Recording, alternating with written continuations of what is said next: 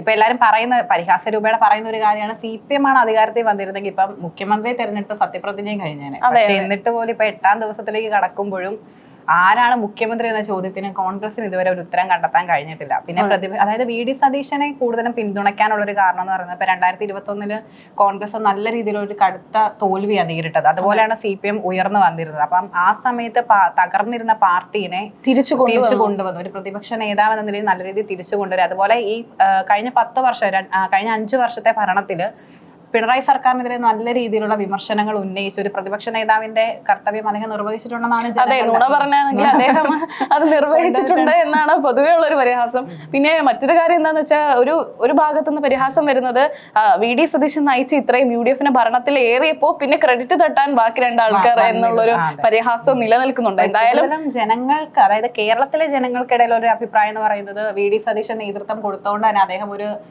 മുഖ്യമന്ത്രി ആകട്ടെ എന്നൊരു അഭിപ്രായം ഉള്ളവരുണ്ട്. പക്ഷേ നമ്മുടെ അഭിപ്രായം അല്ല, ഹൈക്കമാൻഡാണ് തീരുമാനിക്കുന്നത്. അപ്പൊ എന്താണെങ്കിലും അതിനൊരു പെട്ടെന്നൊരു തീരുമാനം ഉണ്ടാകട്ടെ എന്ന് നമുക്ക് പ്രതീക്ഷിക്കാം. അത് എന്നും നീണ്ടുപോകുമോ എന്നുള്ള കാര്യത്തില് നമുക്കറിയില്ല എങ്ങനെയാണെന്ന്. അപ്പം തിരഞ്ഞെടുപ്പ് ഫലപ്രഖ്യാപനം കഴിഞ്ഞ് 8ാം ദിവസം മുഖ്യമന്ത്രി ആരെന്ന അനിശ്ചിതത്വം തുടരുന്നതിനിടെ കേരളത്തിലെ മുതിർന്ന നേതാക്കളെ വിളിപ്പിച്ച് കോൺഗ്രസ് ഹൈക്കമാൻഡ്. അപ്പം മുതിർന്ന നേതാക്കളെ ഇപ്പം കോൺഗ്രസ് ഹൈക്കമാൻഡ് വിളിപ്പിച്ചിരിക്കുകയാണ് ദില്ലിയിലേക്ക്. അപ്പം ഈ ചർച്ചയിൽ ഒരു അന്തിമ തീരുമാനം ഉണ്ടാകുമെന്ന് നമുക്ക് പ്രതീക്ഷിക്കാം.